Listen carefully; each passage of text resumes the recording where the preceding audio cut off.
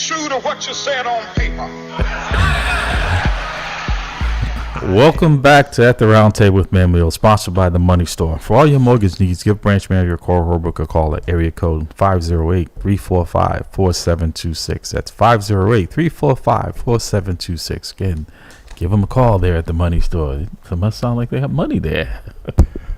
They must have money. They must. Because it's in their name. Yeah. It's in their name. It's in their name. You can't be false advertising. And if you want to join us here at the round table, give us a call at 617-282-0685. 617-282-0685 is the number. I'm one of your co-hosts, Larry Ellison, along with my brother, the Rhodes Scholar, Pierre. Rhodes Pierre is in studio with us. The doctor is celebrating his auntie's 90th. Happy birthday, yes. Auntie. Happy 90th birthday to Auntie there, down in New York there. Like I said, Dr. Bradley is off today, but he did call in to check in with the folks. As he said, this is a very important subject. It is. We never know. We might get to it next week. It's an important subject. We have to, because we talk about it all the time. It's just sad that not enough of us see the importance of this subject matter, right? And I think that the more we bridge our divides, like I said, we have more in common, right? We get past, they have a little twang in their voice or whatever. If you from down south, you have a little twang in your voice, right? Yeah. You from New Orleans, I'm thinking they're from France. Sometimes I can't understand nothing they're saying. I'm like, huh, what? But that's okay, because they don't look like you or I. So we're gonna. But I found this interesting story. This genealogist, Francine Taylor, of Montgomery, Alabama. She recently passed back in July, and she made it her life's work to help African American families piece together their history, sifting through records where humans are identified only by numbers. Names in misspelled and racially segregated records leave holes in family trees. Jane Brown pays a tribute to her extraordinary accomplishments. So this is from CBS's Eye on America, this piece, and I want to share because I thought it was so important. Less than 10% of the history taught in America's classrooms focuses on the story of Black Americans, according to one survey. But a woman in Montgomery, Alabama, made it her life's work to help African American families piece together their history. In tonight's Eye on America, CBS's James Brown pays tribute to Francine Taylor, who died this summer, but tells us how her legacy will live on through her work and the thousands of lives she touched. It may seem like a blur of information. That index may be what I want. But if you know what you're looking for, like genealogist Francine Taylor, small clues quickly reveal the story of a real person. I used to like detective stories. That's what family history is. You having a little piece of here and a little piece there. For some Black Americans, they are pieces of a picture shattered by systemic racism. At Alabama State University, Taylor spent decades as an archivist sifting through records where humans are identified only by numbers. Names are misspelled, and racially segregated records leave holes in family trees. How important is it for particularly young people that they know their history? Self-worth, that's important. I can sit here and tell you about my family all the way down to some parts of slavery. I feel proud of that. In the decades after the Civil War, Black Americans owned an estimated 16 million acres of land. But by the turn of the century, 90% of that had been lost or stolen, amounting to a near $326 billion loss in wealth. Will we ever know the full extent of enslaved people and their involvement? Well, no, we won't. No, we won't. Because the records are not there. I have that one. For Josephine Bowling McCall, Taylor helped uncover the truth about her father's life and death. In doing family history, we start with ourselves and work backwards. Elmore Bowling was lynched in 1947 when McCall was just 5 years old. Some people were lynched for merely crossing the street in front of a white person. My father was lynched because he was doing good. He had not committed a crime. They wanted to cut him down because he was making the wrong example for blacks in the community. And that wrong example was? Achievement and helping others to achieve. How long did you stay mad? I've never been mad. How would you describe it, Miss McCall? Hurt. When we spoke, Taylor was partially retired and undergoing chemo, but her passion for teaching was untouched. Talk to the oldest person in your family. Up until her death, she continued to encourage the next generation to keep looking at the past, sharing her knowledge with archivist Kashonda Murphy. The past is important because it gives us insight into the future. If you don't know where you're from, you don't know what's ahead of you.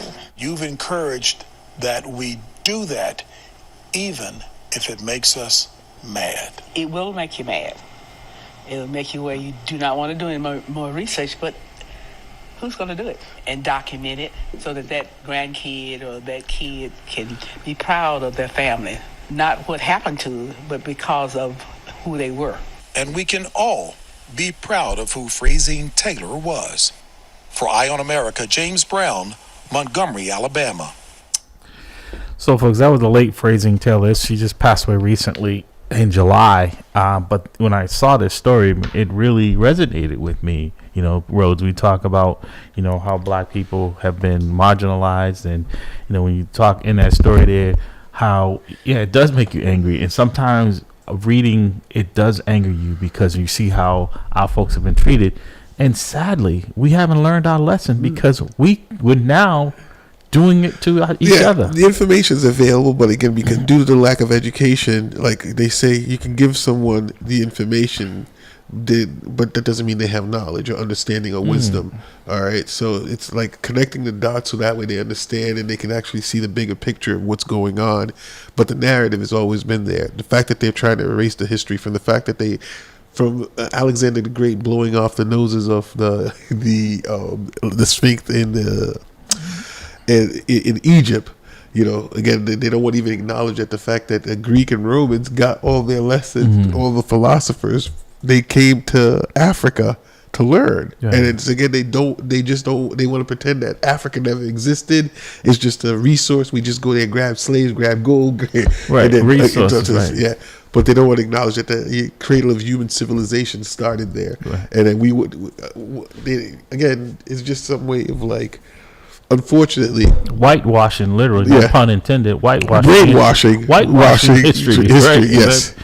And it's unfortunate that the descendants of great Africa are being denied the truth, and then they're again falling for this false narrative. Unfortunately, you got to do your own research, folks. 617-282-0685, 617-282-0685. You listen to that piece. I don't know how you cannot be touched. I don't know how you could. Yeah, you could be a little angry, and you need to research because history is, like they say, those who don't learn from history are doomed to repeat it. And I think that's where we're in that cycle now where we haven't learned our history lesson. You know, that's how we ended up in the dark ages, right? You know, but also, Brother Rose, when you in this piece, they talk about the millions of acres of land, and that at that time, almost $300 and something billion, right? We'll never get that back. This is what that generational wealth, right? And that a man was just lynched because he was successful. Yes. Right? People don't understand. You have to understand this country, right? No, exactly. It's like they want to portray this image that, oh, we're lazy, we're no good for nothing, we can't accomplish anything, we can't invent, we can't think, we're not philosophers, we're not great doctors. But yeah, it's funny. Donald Trump, when his wife Melania needed an operation, it was a Haitian doctor in Ohio that did the operation. And so they always want to dismiss or belittle any of our accomplishments to say that, oh no, there's no way that these people can do this.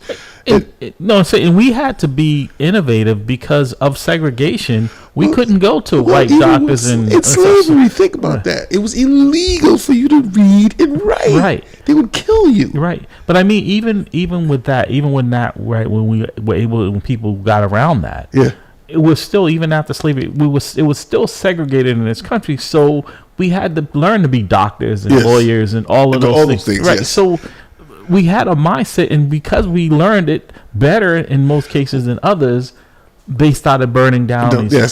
Exactly, because we kept the dollar stayed within the community. Exactly, the money stayed within the community. I mean, unfortunately, our friend James Earl Jones died. Yes, he's 93 years old. And then there was a movie that he did, and they were playing it yesterday, just a clip of it on Instagram, and that's what he talked about. He's like, as black people, we don't own our businesses. We don't have a means of controlling our economy. And I'm like, oh yes, we did. But every time we've done so, it was taken from us. We've met American violence. You know, like no matter what it is, it's like the response to what any progress or anything that we're doing is violence, incarceration, burn it down, destroy it. We're not going to let them survive, and we're not going to let them do good in this country, or in any country. You know, so again, that's why Africa's the way it is.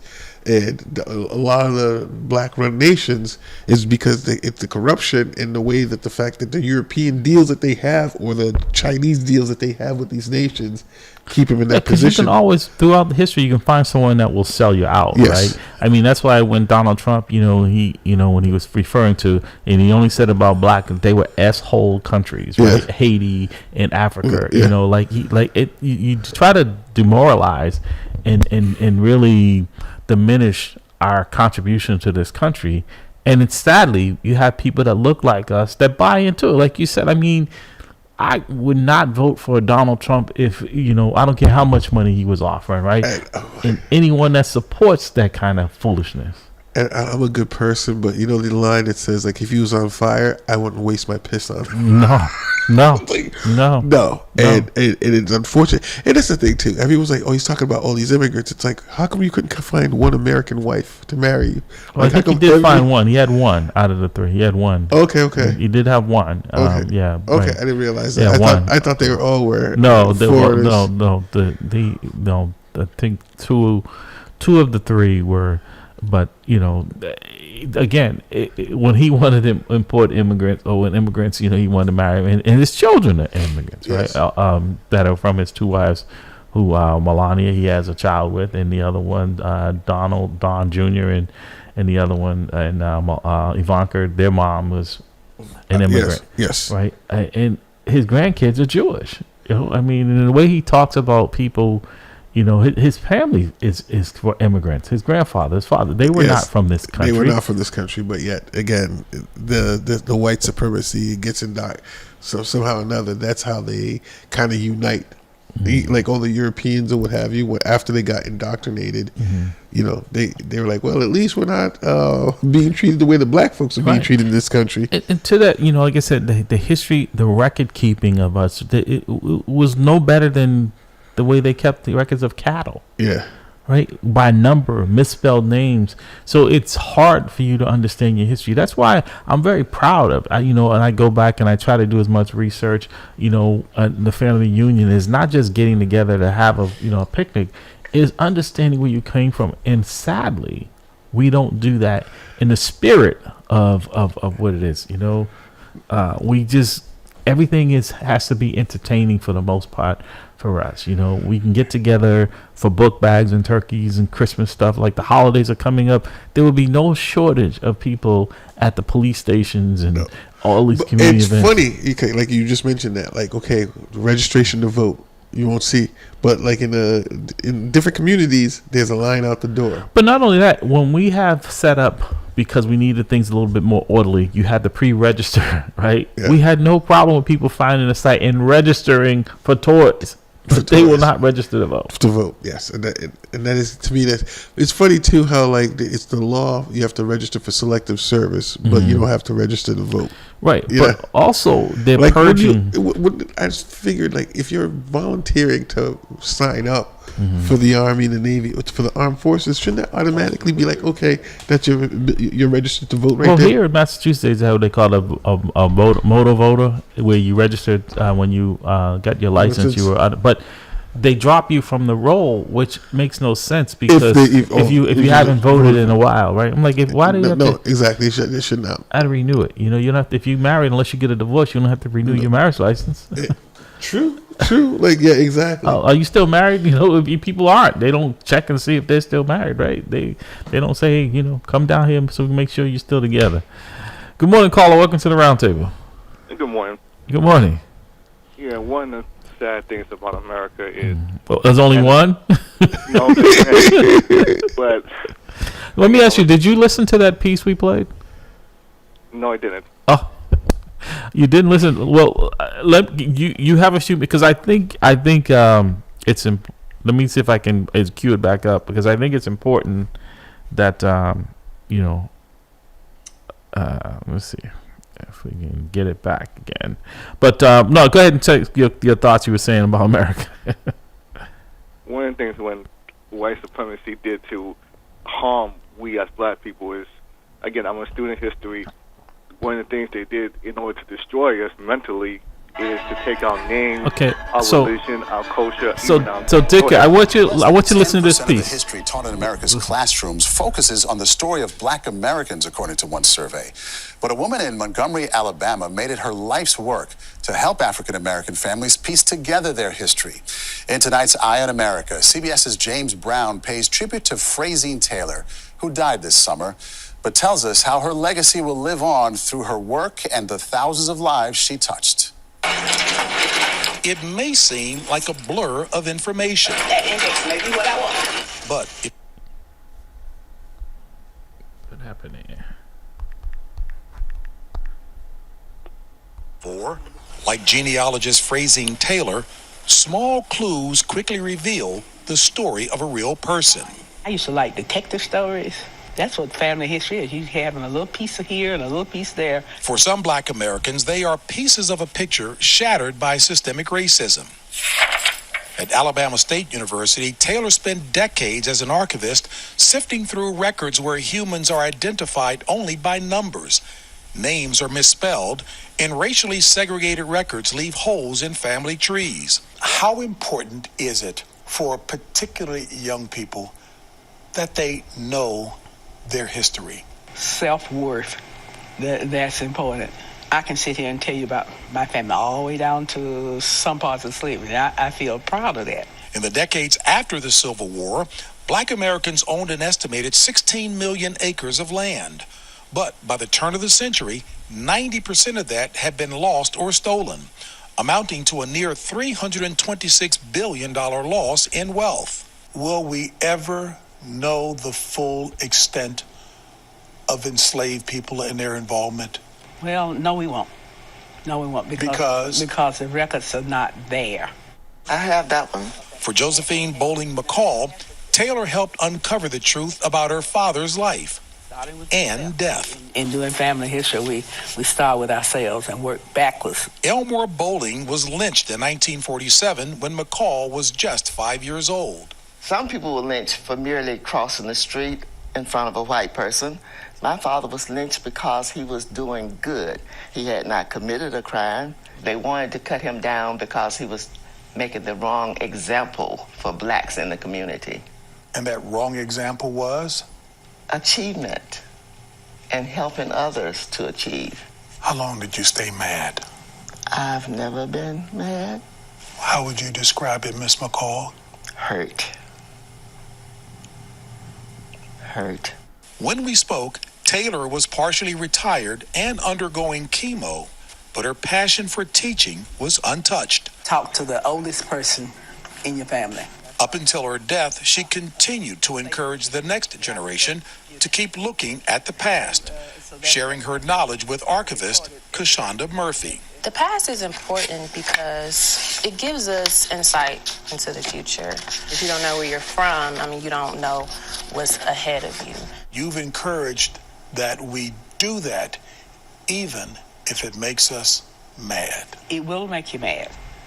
It'll make you where you do not want to do any more research, but who's going to do it? And document it so that grandkid or that kid can be proud of their family. Not what happened to them, but because of who they were. And we can all be proud of who Fraysine Taylor was. For Eye on America, James. So, how does that make you feel, bro? Not surprising. Very disappointed, but not surprised. The wealth that has been lost, right? The not knowing who we are properly has not been, chronicled. And today we take it for granted, that somehow we think that the space that we were in, that we had an opportunity. There were opportunities for black people back then. They were taken from them. They said that a man was lynched because he was successful. And we talk about the Tulsa burnings and that, black people sadly were more affluent and more successful during segregation because we only had ourselves. Our dollars stayed with us because we weren't allowed to spend our money in other communities. And yet today we rush to spend our money outside of our community.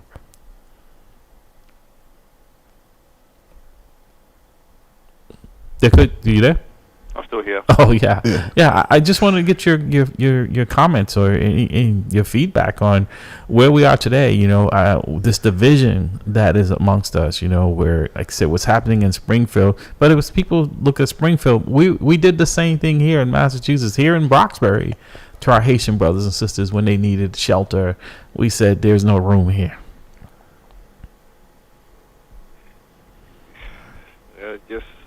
It's sad to say, but some of us we gotta put the blame on ourselves. But some of us, first and foremost, second, we gotta stop. I'm getting political here. Is sending a real message to these politicians that no, you're not going to keep doing this game that you like to do with us as black people and brown people, to say that we either take it or leave it. No, you work for us. And this is what we as people want. But when it comes to hearing that report, it tells me that it reminds me of the old Malcolm X quote. When it comes to celebrity, we keep looking at celebrities as our leaders. These celebrities aren't our leaders. They're just people who are getting paid by take your pick or whoever. Right. But once we see them as our leaders and accept them as our leaders, doesn't matter if it's Republican or Democrat, we keep falling for the same old okie doke, and we don't want to.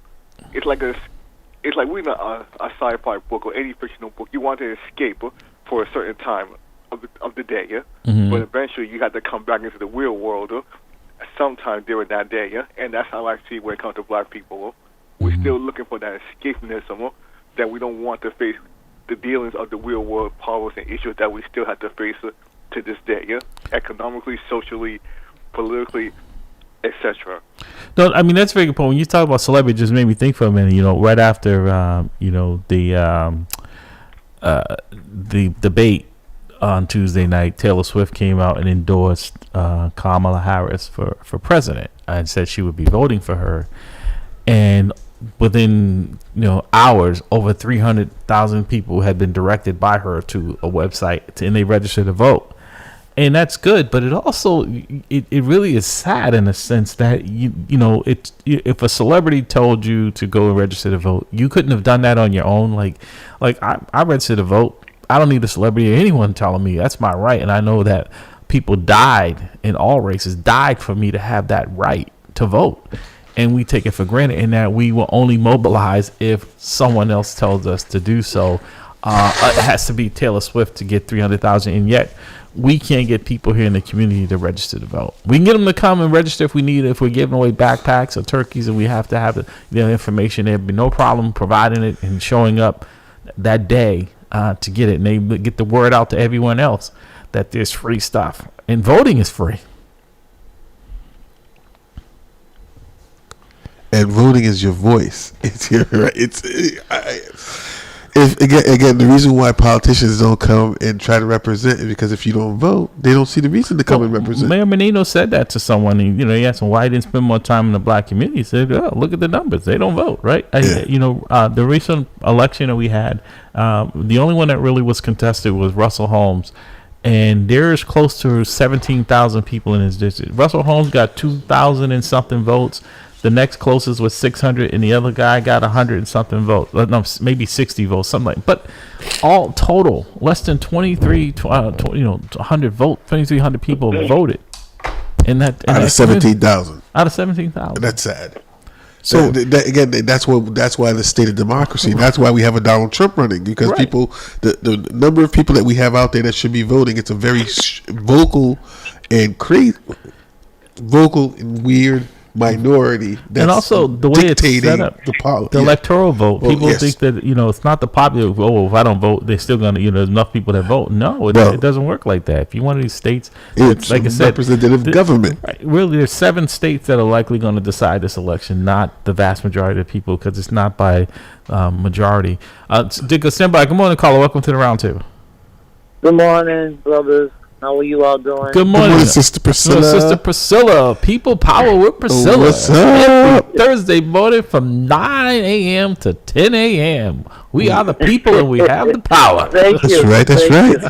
How's that for a promo? So I hear you all talking, my favorite subject, politics. Mm-hmm. And you know what I think? You know what we should do? What's that? Bring all the book bags and the free sneakers and the free everything to the voting booth.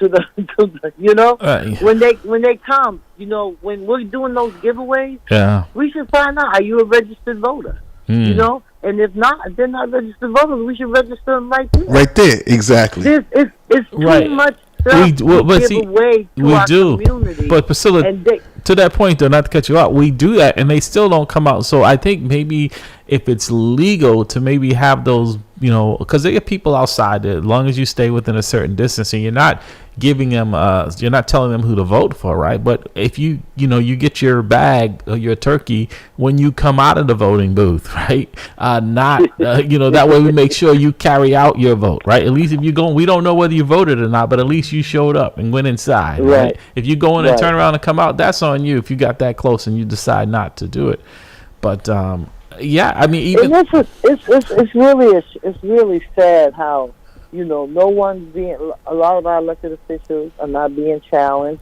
so everybody just gets a pass and walks right back in, whether they've done anything or not. Right. And that's why I'm excited about the pass. Yeah. Because I believe that the people that are involved with it are serious. Mm-hmm. They're people who have been in this community, either born or raised here, and have put in a lot of work. And so now it's time for us to reap the benefits of all the work that we've put in. So, Priscilla, I mean, some of our elected officials they just need to go. Right. I'm sorry. So let me ask you. On the state and city level. Right. Let me ask you a question. Do you know what the turnout was citywide in this primary the other day? I know it was mighty, mighty low. I know that. I don't think we've ever cracked numbers. Right. I don't think we've ever cracked 20% in the citywide. And in our communities, the numbers a lot of times are in the single digits or not much above single digit. Right. And people wonder why their situation is the way it is. And what do you think about, like I said, us turning on each other? We were talking about the situation down there in Springfield, Ohio, and where, the Haitian immigrants, our brothers and sisters, are being treated in their fear of their life. But I was saying, that when they needed housing and shelter here, over there at the Shelburne Center, they weren't getting much love there either. People were, wanting them out of there. We're quick to turn on each other, not understanding that we're all in this together. We may have different culture, but realistically, we are one. But we don't treat each other that way, But also, I think that they could have made better decisions too about that whole thing. Well, they here's got the thing. all these schools that are closed. But why couldn't they put them there? Why remove services from our community? To do this. You got a bunch of open schools. Closed schools that you could have did it. And someone said, "Oh well, the state would have to pay the city for the space or whatever." So what? But I don't. You're paying for it anyway. Right, but here's the thing: that was the decision made by the politicians who you just talked about, right? It wasn't made by those folks who were here who had no idea. They were just going wherever they could lay their head with their family, but they were the ones who were feeling the wrath of it. That's what I'm saying, is that we vented at the wrong people. They had nothing to do with that. I definitely agree with that. Right. We know that. It's not their fault. Right, but they're the ones the people were out there who saw it, right? No one was down there at the State House or at their elected officials, at the State House with them. They were taking it out. They were up there where these folks were. Instead of, if they wanted to air that grievance or those complaints, they didn't. And then I guess on Tuesday, right? Last Tuesday, right? When they had an opportunity to say, hey, we don't like the direction that you're going with this. Most of these people ran unopposed, and those who did, I think you were giving me the numbers on, just for instance, with Russell Holmes. About 2,000 people voted for him, about 600 for the other person, and but he represents over 70,000 people. 70,000. 70,000. Wow. Wow. So that means that 2,000 people. Well, he didn't have he did have an opponent. I keep forgetting that he had an opponent. Yeah, he had two people running against him. That meant that 2,000 people decided who was going to be their state rep for 2 more years. Right. And hey, listen, if I can go out there and get 1,000 people in my community to give me the nod, that's all I need. But I tell people, what you also are not doing is strengthening your representative, because the people down there who decide on leadership, they look at that and they say, hey, if I don't put you in leadership, what's going to happen? You can complain, but you don't have enough constituents to make enough noise to demand that I give you a respectful position. Right. And they're going to just ignore you. Right, which they do. But Russell's been in there long enough that he has built his reputation, and now it's just like the same thing with Sonia Candia. No one ran against her either. Well, he finally had to decide to get out. But I'm saying it's rarely that once they get in there that any of them leave unless it's on their own terms, right? When's the last time we had a mayor that was unelected in the city of Boston? When's the last time we had a governor that was unelected in the city of Boston? And even in the city council, it just rarely, and that's because of the controversy with Arroyo and Laura, that they got unelected. But if they hadn't probably gotten to that mess that they got themselves in, they probably would have been reelected. Yeah.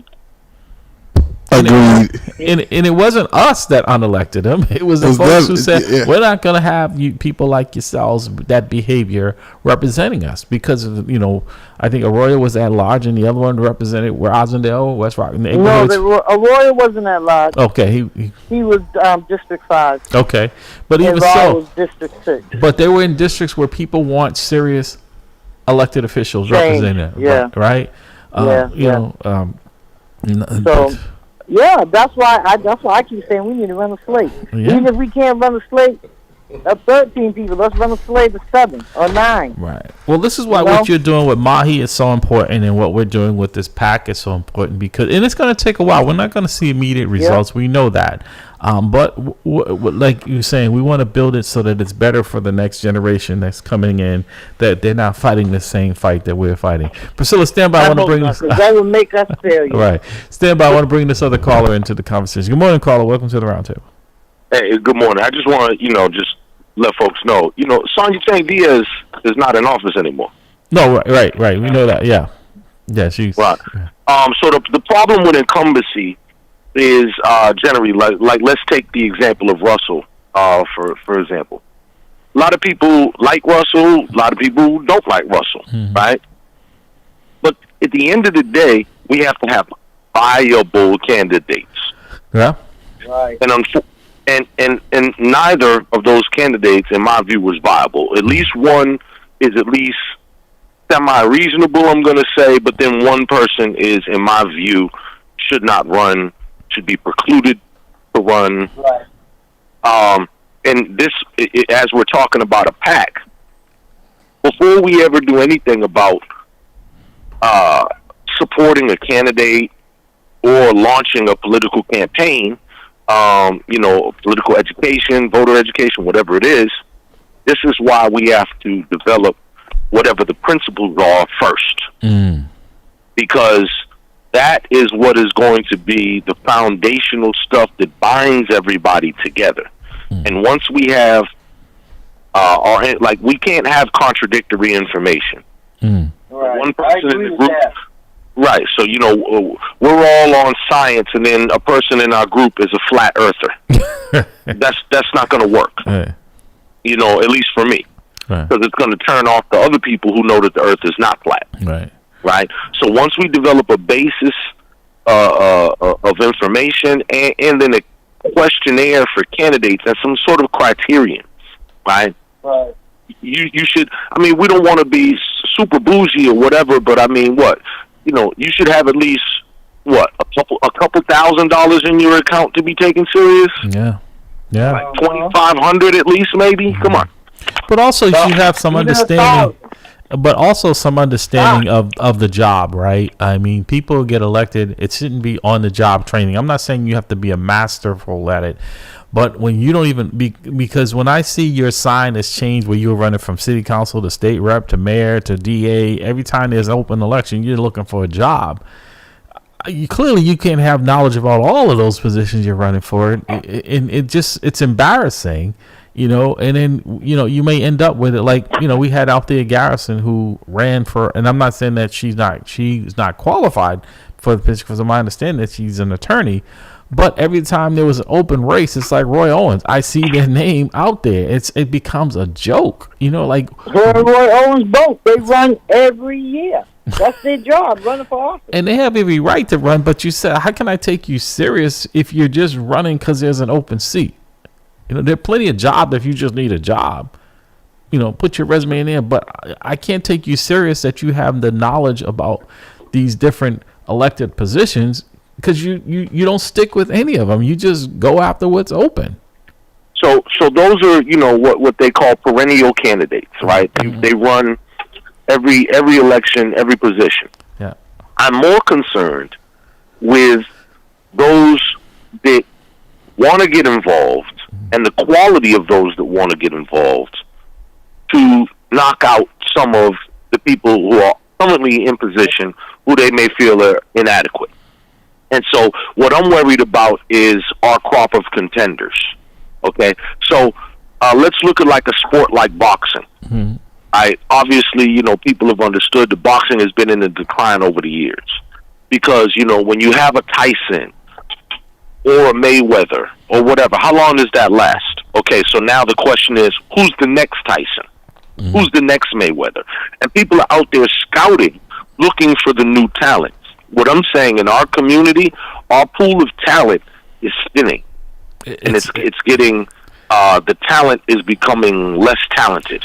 Well, those who want to enter into this particular arena. Well, I think sadly, Jamal, and that's what we have to be careful. It doesn't seem to be a requirement that unfortunately, a lot of our people have left the state or left the city. Yes. And so we have to grow. We have to train up. Talent, but that's a good point you bring up there, Priscilla. How do we do that, Brother Rose? How do we do that? Because Boston now is becoming unaffordable for the average person, somebody who may have that skill set but they have no place to live because you have to live in the city to run for a city office. You have to be a resident to run for mayor, and the average home price now, they're saying you need to make $217,000 to own a home in the city of Boston, right? And the average income, and I don't know who's making that either, is $107,000 they claim. That's not in our community. So where do we find these people? Well, it got quiet. I guess. Go to the cricket. Yeah. I was going to say, well, go ahead. Ladies first. Good. I think we have to start in high school. We have to start going around to these high schools and recruiting these young kids to get more involved. That's what Marcus Anthony Hall Educational Institute is all about. Mm-hmm. Training up the next crow. But I don't have the capacity. I don't have enough students that I would like to train at one time, but 10, 15. That is definitely a good start. But we also, like I said, every time we approach the thing where we say we got to work on the kids, we got to work on the whole family. Okay. Because if they're not registered to, even if the kids, you can train them or whatever, but if they go back home, the parents don't register to vote or they're not voting. Wow. It's an uphill battle. We got to convert the whole family. But see, Jamal, do we have time? Because there is a disconnect. I know even when I try to talk to some of these younger people, even before I left the school, part of me was like, wow, there's such a disconnect. Like, they don't get it, and it's hard to explain to them. And if you're not sending it to them on a tweet or some social media, that's where they get all their information from. They don't want to engage you in a 5-minute talk, let alone for 15 minutes about the history. And I don't know if you two listened to the piece on Franzia, the piece I played leading into this. That's history that a lot of us don't know.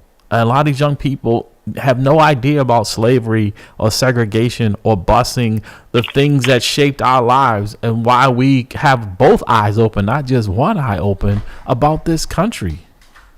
being a black person, Jamal. Yeah, well, I definitely did listen to that, and I found it interesting too that one of the lady's family names is Bowling. So I wonder if there's some sort of connection with the Bowlings here. But I also, would love for you to send me that clip because I think that the reparations task force here in Boston needs to hear that if they haven't already. Right. Because I think that there needs to be a similar study for how much was actually lost in this region. Because a lot of people don't know about slavery. A lot of people certainly are unfamiliar that slavery was in Boston, and with the whole Massachusetts was the first to abolish slavery and all this. They, as they often do, like to kind of paint themselves in the best light possible. But there was a lot of taking property here, property and straight, money, as well as the wealth that was built up here. There's a list. When we talk about reparations and these type of things, it's not a mystery, but some of these companies, as Dr. Bradley was talking about earlier, the railroads, that is now the railroad company CSX. When we talk about, American Insurance, that's now Aetna. So they're a Bank of America. John Hancock. Which was Fleet Bank and Bank Boston and all these things. So there are many things. We can literally pin the tail on the donkey. It doesn't have to be a mystery. Right. And so I think it's very important. And lastly, I'll say this. We have to, once again, in my view, if you go to a particular high school, right, let's say there's 500 kids in that high school, it's almost like the biblical thing of Sodom and Gomorrah. Lord, can I just find 50? Okay, no, 50. 20? Okay, 10? 5? Okay? Because at the end of the day, in any environment that you go into, you're not going to capture the masses. It's going to be a few among the group that are hyper interested and focused and who will actually carry it forward. Because other than that, it's like the lady who's preaching the gospel down W Station. You're yelling it through the megaphone. Right. How many people are you actually reaching? A bunch of people are hearing you. Right. But who's coming up like, hey, I want to rock with you? Okay. So we have to be strategic, I think, in our focus to find those young people, little young people like me, the ones that actually want to read, want to learn, want to know, want to go places and see things. Because if we just try to capture everybody and we ain't got a basketball or a recording studio or, free laptops or something, so that's really, to me, how to identify the most fertile soil to plant that seed. All right. Jamal, stand by. Caller, good morning. Welcome to the round table. Good morning, guys. This is Michelle Ferguson. I could not help but call in when I heard. Hello. Well, we're glad you did. Yes. Good morning. My comment is quick, but I definitely think that it has to be we have to be strategic to plan retention in Boston. I think I see a lot of the things that happen is even when Black people try to organize, they go under strategic attack. And if we're not strategic in our retention efforts, everybody who's outside the city is like, what the heck is going on in Boston? Because there's this grand exodus of people moving away from the city because they can't afford it. Right. And I like the Sodom and Gomorrah comment, but we can't put this on the younger generation to handle. Our generation has to, despite whatever fire we come up under for doing it. Right. How do you make that connection, Michelle? Because here's the thing. You're absolutely right. When I don't know if you listened to the piece that I played, when they talk about the amount of land and how much wealth that would have generated over the years in our community, right? The vice president laid out that Donald Trump had handed that wealth, right? And if we had been able to pass down that wealth to the people in our community, right, we would have seen a difference financially. We would have been stabilized in our community. And still, it's difficult to get people to understand. Like Jamal said, hey, he listened. He said, can you send me that piece? Because he understands the significance of that, right? It resonated with him. But when most people just, it doesn't even show up on their radar. How do you, and you're in the real estate, so I know you understand that well, but it's hard to get other people to buy in. So this is funny because I had this exact conversation 2 days ago, right? At the age of 22, I owned 2 houses. What happened was they gave me really bad loans. And very often, I know you guys face it as well, but as a black woman, I feel like if there's one short end of the stick, I'm going to get it. Yeah, right? No, you're right. And we're on the other side of it. Y'all have another, because I never feel like my life is endangered. So you guys have another, you guys face another type of racism that is similar. It's more like a jealousy racism at times. Not to say all white boys are jealous, but some people are threatened by your ability, your strength, right? But I was saying, like, we were having this conversation. I was like, listen, I had 2 houses. My houses would be paid for right now. They'd be taken in about, I don't know, $6,000 a month. With those 2 houses, I would have purchased, I'd probably be on my 10th house by now. And I said, if only they'd have given me a decent loan. And I feel like as black people, our lives are filled with all these if only. No, you're right. We either redlined, and I think I know Priscilla, she might have hung up, but there's a court action taking place now in which there's a company that was predatory loans to black people. We were paying high interest, or people are on the hills of losing their homes because they were so just happy that someone would give them a loan that they knew it well. It probably wasn't the best loan for them, but they wanted to buy a home and they figured they could deal with all the problems later on, not understanding how significant the problems were with these people. They were basically getting in bed with the devil, and now the devil is coming to claim their homes, and it's right there in the black and white. And the courts are now struggling with, well, you signed these documents because that's all. Is that your signature? It is. And you didn't seek counsel, whatever, then that's on you. Ignorance to the law is no excuse. Yes. But even when they do seek counsel, then the attorneys just play them. Right. If they're not in the right hands with the attorneys will just take it. Yeah. Jamal, what do you have to? Jamal, Jamal still with us? So, when you say ignorance of the law is no excuse, so that's one thing. But then also too, our people perish for the lack of knowledge. Right? Yeah. Yes. So, you can be ignorant of the laws, the rules, the regulations, and whatnot, right? And you're still going to get penalized. But your ignorance is really at your own peril. It's bliss. Right? Yes. That's what's going to cause you to have a miserable existence. Okay?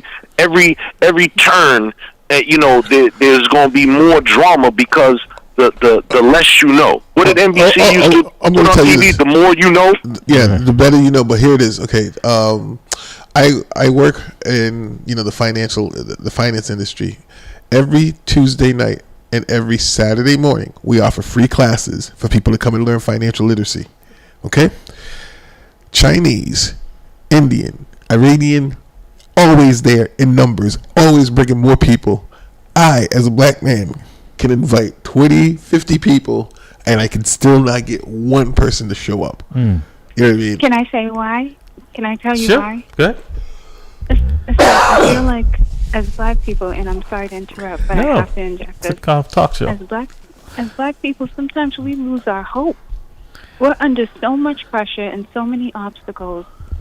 We are like you keep saying, is this going to happen? Is this going to happen? But I want to encourage people, you might shoot that basket 10 times and 9 times it might fail, but that one time that it does, it's worth it.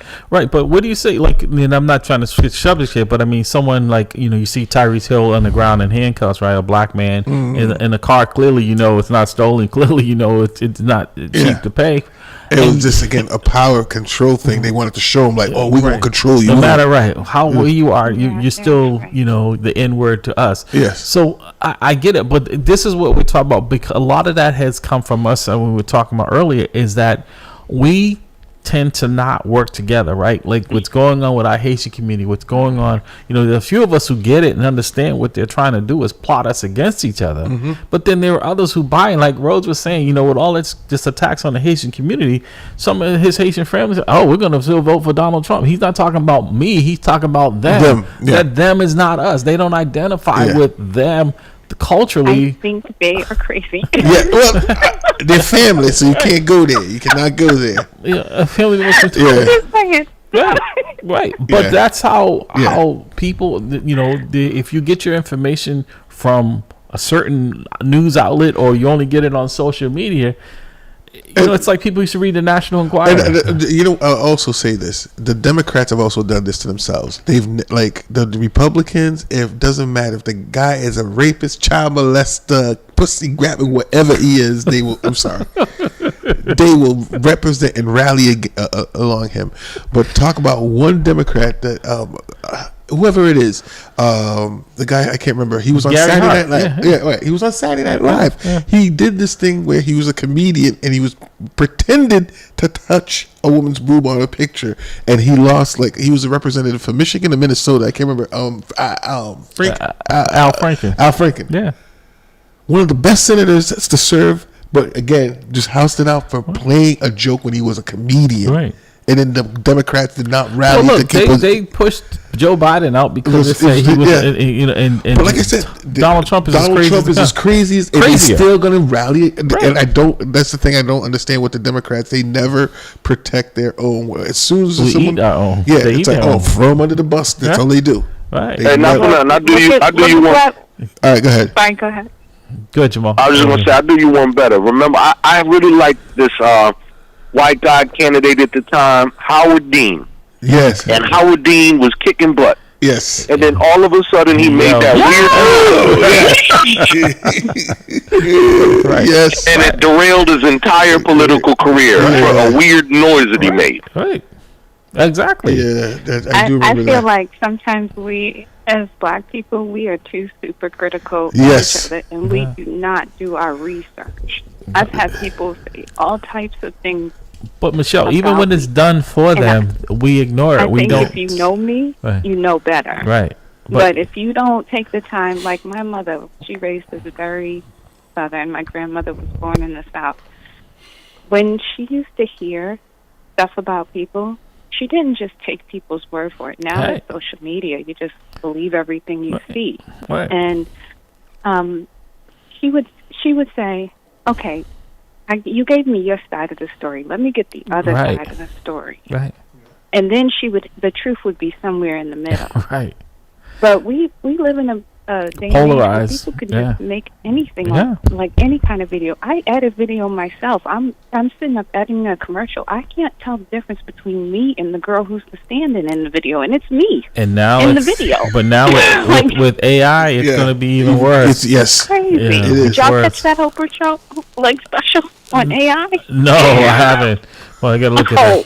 Ooh, baby. It's a game changer. This has been we have to run. Unfortunately, we're up against the clock. Thank you, Michelle. I know I owe you a call. I'm definitely going to reach out to Jamal. Thank you, brother. If I said, if we had to Michelle's point, if I had listened to other people, I wouldn't have that brotherly relationship I have with you, because other people had said, had tried to poison the well, and that's when people make up your own mind. Yes, do your own research, find out on your own. People are people, and if you said if there's something wrong, you'll find out soon enough. Very true. Very true. People will show you who they are. Believe yes, they are. Yes, you're gonna see who they are. Thank you, Jamal. Thank you, Michelle. Appreciate you. Thanks for calling in. And Priscilla and everyone else that called in. Dr. Bradley. Yes. We love it. Pastor Hobbs, thank you. But thank you, sir, for they're also. Thank you, sir, for another fantastic engineering job here, getting us in, navigating us through the construction. That is true, yes. The secret door now. Brother Rhodes, thank you for showing up. Dr. Bradley, I'm hoping you're enjoying your time with the family, well deserved. Yes. And God willing, we'll be here next week. And as Dr. Bradley would say, I'll stay blessed. Never give get the chance to meet ya. No, I came up from the bottom, always rooting for the underdog. I wrote 300 songs in 1 year, Boogie will tell you I'm on it. I got unreleased songs for days, they don't want it. Eat any MC in the game, it ain't a challenge. If your music reflects who you are, then you's a coward. I can see through the lies, you ain't living what you spitting. If your money's so long, why your dog's in prison? Why your baby mom's stripping, why your mom's still living in that same broken home that you used to sell piffin'? You ain't gotta lie to me to sell me a track. You ain't gotta rock fake jewels or walk around strap. I respect artists getting money, but love them for spitting crack. And the fact that one track can move a family out the trap. It's a dream for us lost souls brought up in the mix. I'm motivated by the artists coming out in my midst, and the artists that paved the way when I didn't exist. Music's a skyscraper, I'm just trying to add a couple bricks. This is for the dreamers. They say I am a dreamer, cause I still believe that anything is possible as long as you work hard. Hustle real hard, hustle real hard. Hustle real hard, hustle so if I never see ya, never get the chance to meet ya. No, I came up from the bottom, always rooting for